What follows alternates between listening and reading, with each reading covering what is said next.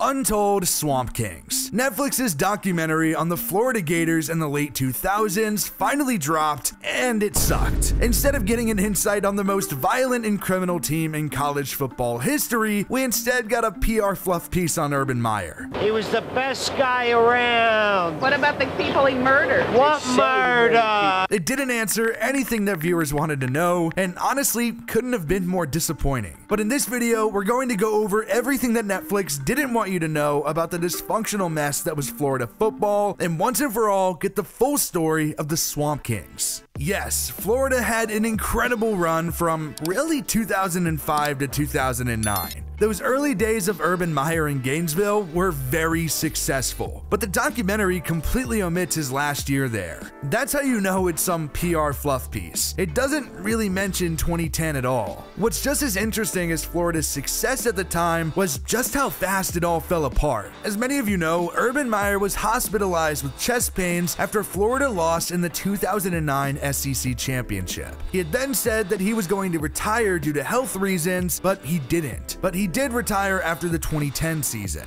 Florida went 8-5 that year, and it was his worst year there. He also had a major incident with a pretty well-known reporter, Jeremy Fowler. Wide receiver Deontay Thompson had called John Brantley a quote-unquote real quarterback in comparison to Tim Tebow. Then Meyer ripped into Fowler, got in his face, called him a bad guy, and threatened to ban him and his publication from practices. All of that was caught in a video as well. I mean, I get protecting your guys, but something just seemed to snap in Meyer there. Yes or no? Urban, come on, don't make it.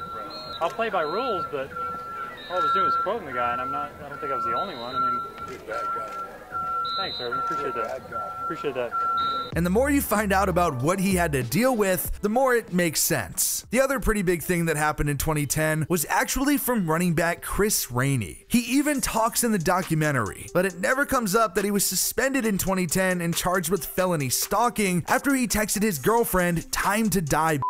The documentary does bring up that there were some behavioral issues with the team, but it really glosses over it pretty fast. It's also insane that Cam Newton doesn't get mentioned more. Like, we hear his name a single time in the entire doc. He's very briefly brought up in the 2007 recruiting class, but not again. Not that it's entirely important in the grand scheme of the season, but they completely left out the fact that Newton was charged with felony burglary after he stole another student's laptop. And when the cops finally tracked down the laptop, he threw it out the window. And he also had 3 different issues of academic dishonesty. He was a 5-star recruit and was supposed to take over for Tim Tebow, but instead he went to JUCO and eventually landed at Auburn and won the national championship in 2010. But of course, the doc acts like 2010 didn't even happen. Now, Cam Newton's legal issues were really nothing in the grand scheme of things compared to the rest of the team, but of course, the documentary did a really good job of glossing over all-time good guy Aaron Hernandez. The documentary doesn't really bring up much about Aaron Hernandez. It seems like they even actively try to avoid it outside of maybe a single instance. They bring up a bar fight he was involved in 2007, but other than that, just some highlights really.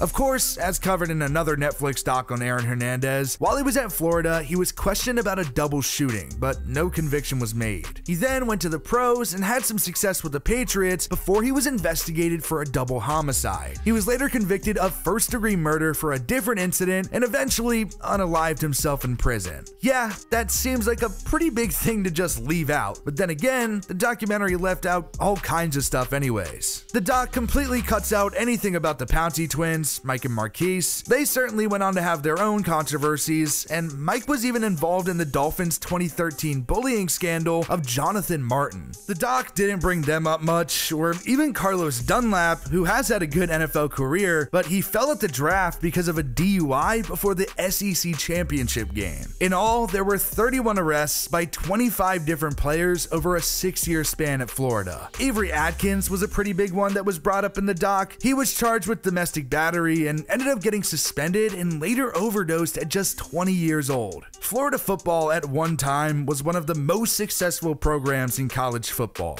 but the tragedy and dysfunction behind the scenes is truly hard to believe. And it's really an interesting case study of just how much this team was willing to ignore in pursuit of championships. Cam Newton took to TikTok to bring up some of the things that he didn't like about the doc or what they missed, and his main point was that the documentary didn't pay Chris Leak his respect. Cam didn't even play with Leak, but he was kind of right. The doc didn't portray him well, even though Leak was a dog at Florida. He was a 4-year starter for the Gators and literally started as a freshman in the SEC. Chris Leak started over Tim Tebow, won the national championship, and was even the game's offensive MVP. He was also second-team All-SEC in each of his last 2 seasons in Gainesville. Cam Newton also expressed that he wanted to hear more from some of the players like Percy Harvin or Joe Hayden. Hayden was mentioned a bit, but not nearly as much as he should have been. And Harvin was definitely the most explosive player on that team and was a major piece to Florida in the Urban Meyer era. Still, they didn't bring up Harvin or really any of his incidents either, like when he choked his wide receivers coach to the ground and then later had an altercation with the coach when he got to the NFL too. Now, it was reported that Urban Meyer had this circle of trust of guys that were the truly elite players on the team, and they were kind of able to get away with anything. Meyer reportedly even hid failed drug tests instead of admitting that players were sitting out because of university policy. Also, just to kind of backtrack a little bit, the documentary starts with a clip of Tony Joyner screaming. He was a team captain and was arrested in college for trying to steal his girlfriend's car from a police impound.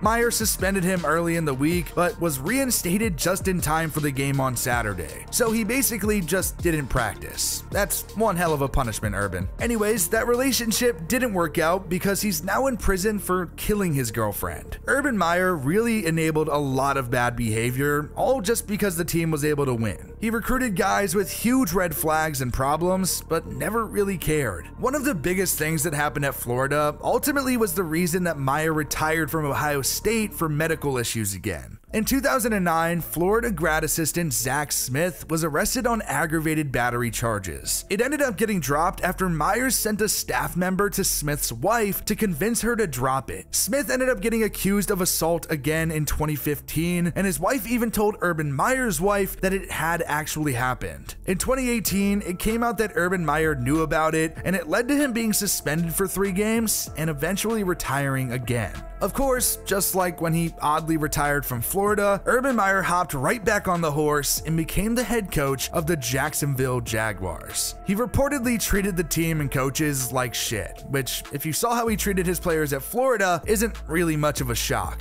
He was accused of physical abuse by Josh Lambo, and there was even the controversy of where he was seen touching a young woman that wasn't his wife at a bar in Columbus. He only lasted 13 games, and Jacksonville went 2-11. Probably one of the funniest things about the documentary is at the end, when they do kind of gloss over his time in Jacksonville, the way they phrase it is kind of hilarious. Urban Meyer was fired from Jacksonville. Let me make that very clear. But the documentary says that he left after 13 games, which is just funny to me because they're really trying to sugarcoat his time there. To put it lightly, he was one of, if not the worst head coach in NFL history. The way he treated his players at Florida helped the Gators win 2 national championships. And of course, he got another one at Ohio State, but that wasn't going to work in the pros. Those dudes are grown-ass adults with families and everything, and when they go pro, they demand a certain level of respect. They're not going to respond well to being treated like dirt, and you simply just can't do that in the NFL. The harsh reality is that every team that Urban Meyer has coached, even if they did have success while he was there, he's left in complete shambles. Florida was a disaster following him, and were never truly able to capitalize on the team's success during that time.